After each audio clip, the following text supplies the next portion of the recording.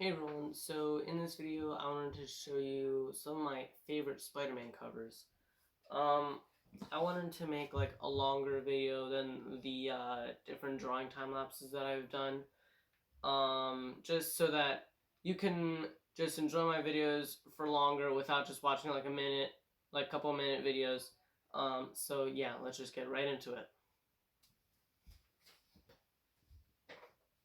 So first up, we got the Amazing Spider-Man #3, and is actually a cover swipe of Peter Parker, the Spectacular Spider-Man number 119. And oh, look at that, we got it right here. So you can see the similarity where Catwoman is taking Sabretooth's place, but Spider-Man is in like the same background kind of thing. Also, none of these are in like any specific order. Just wanted to show you some pretty cool Spider-Man covers. So yeah, this is the first one. Okay, so next one is Web of Spider-Man #5. Why this is so great is because it just has classic Doc Ock right on the cover. Like, who doesn't like a great Doc Ock story? He's probably one of my favorite Spider-Man villains. Probably along with Kingpin. Probably mainly because of his like metal arms, and like on every cover you don't really see Spider-Man winning against Doc Ock, which is kind of what I noticed. But yeah, this is a pretty cool cover. So this is Spider-Man #300. It's the True Believers issue. I think I showed this in one of my last videos, but it's just a classic McFarlane cover. Okay, you got the red and black 300 in the background with this circle, and then you got the black Spider-Man right there. This is the first appearance of Venom. So that's why it's a pretty valuable book. But you can just get it for $1 if you buy the True Believers and read it. That's what I did, obviously. I bought it right off the stand. So yeah, that's why this is a classic cover. And, okay, so next up we got Peter Parker, the Spectacular Spider-Man, #100. And you can see you got this giant 100 here with Spider-Man and his web gliders. And there's like a bunch of these portals opening everywhere. I have no idea who that guy is. That is Catwoman. That's Pin. So I just love how like I think this guy's like opening up like portals like everywhere. So that's why I really like this. Like, it just shows like the whole crazy scene right there. So I found this in like a 50-cent bin. I went through like a ton of Spectacular Spider-Man issues, and this was one of them. So I just picked this up because it just looks so cool. Next one is Spider-Man #18. Self-explanatory. Okay, you've got Spider-Man with 1,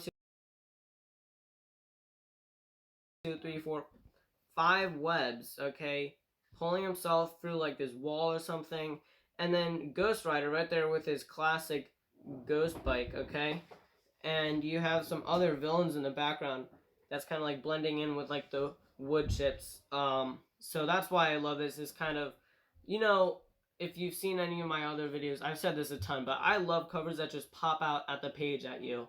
So that's why this one is really cool. It's just such a great cover.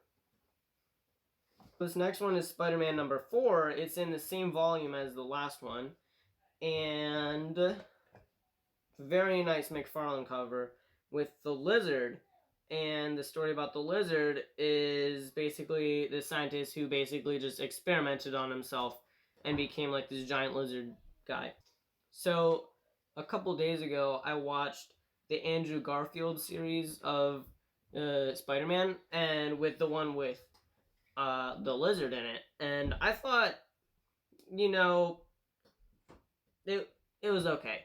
I think out of the three, the first one with Tobey Maguire, the second one with Andrew Garfield, and the third one with the MCU, how it's all, you know, with with Tom Holland, the third one with Tom Holland is I think the Tom Holland one is the funniest.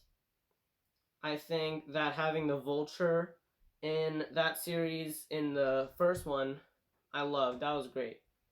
Um, but I like the Andrew Garfield one the most. I don't know why, especially with that Electro guy in the second movie.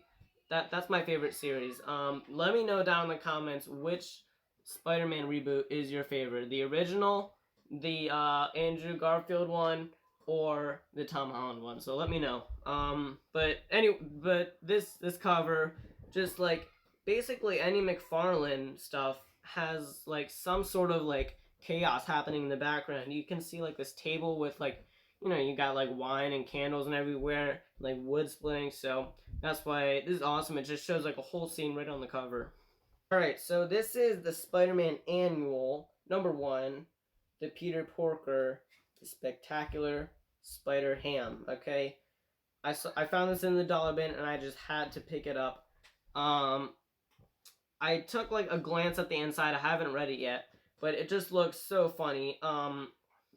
This is why this is such a cool cover is because you got some bad guys right here. You can see this like Green Goblin or like whatever alternate universe is of Green Goblin, and then you got Silk back here, or she has like a beak or something. I don't know what that is. But so yeah, I like this.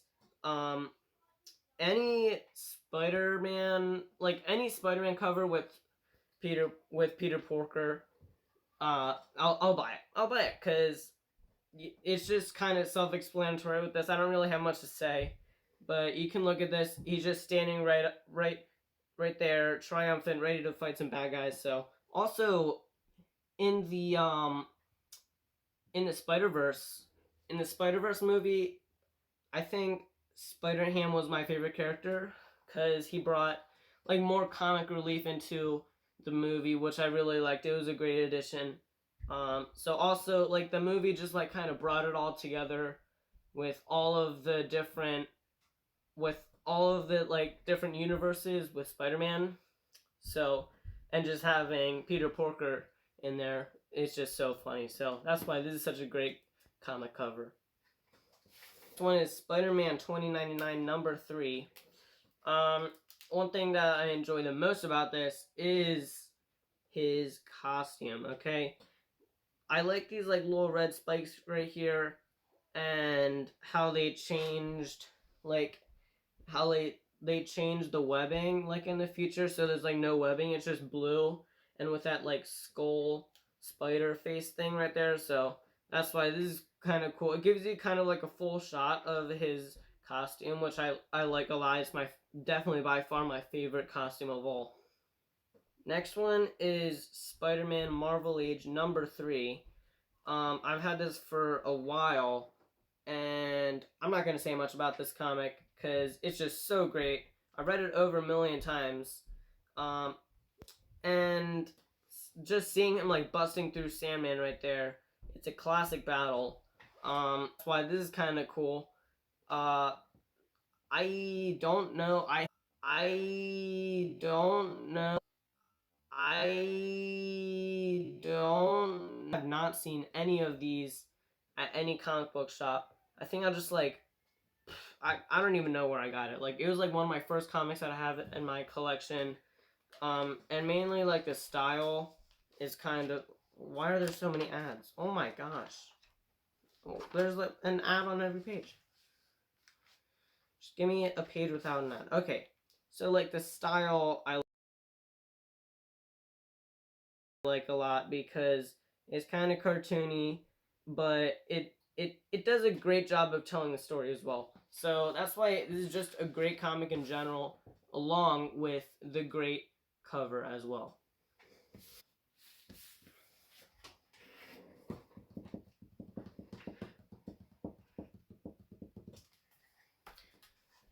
So this is just like an intermittent, like kind of key issue that I wanted to show you.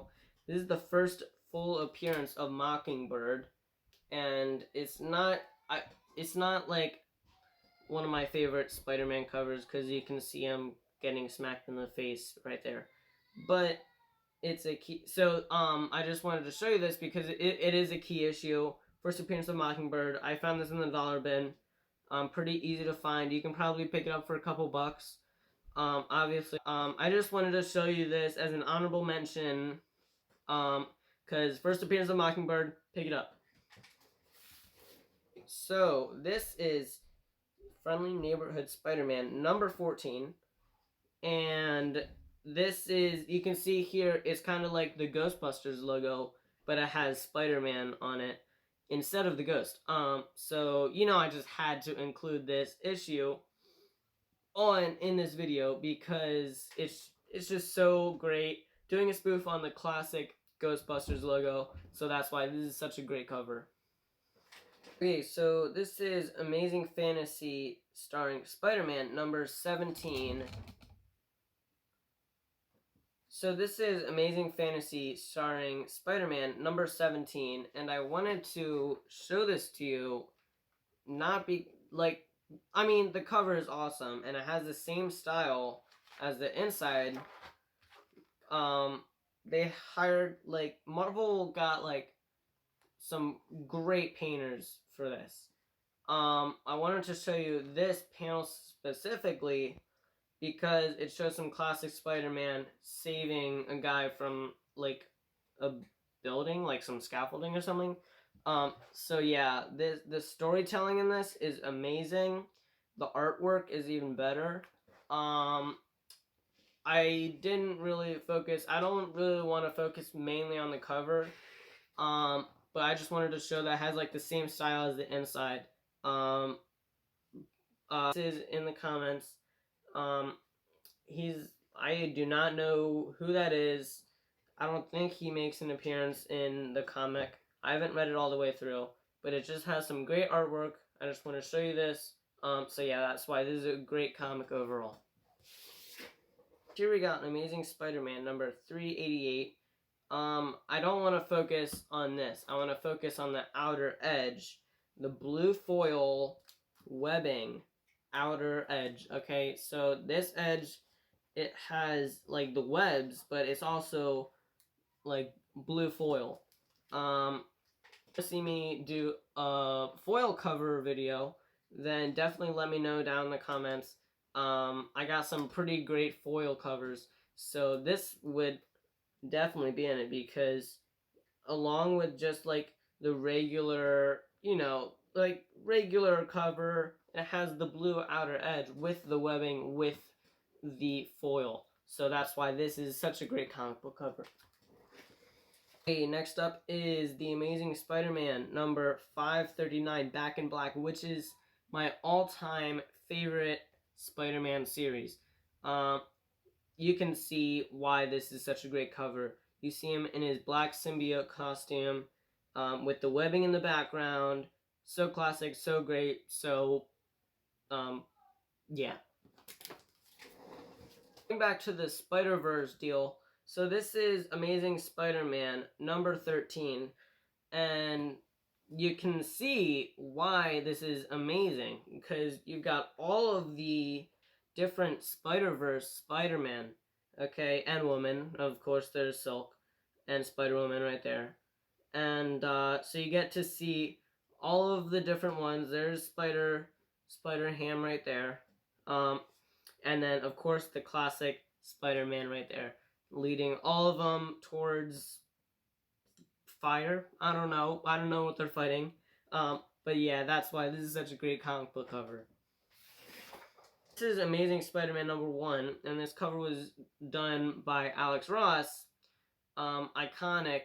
Like, his work is just iconic for, man, like, his oils are amazing. Like, everything is just so great. And so why this is, what I like most about this is the greenish tint to almost everything. So you've got this green light surrounding his like emblem right there, his spider logo on his chest, and you got the green like windows around there and his green webbing. So that's why this is so cool, seeing him swinging right through the city. So that's why this is cool.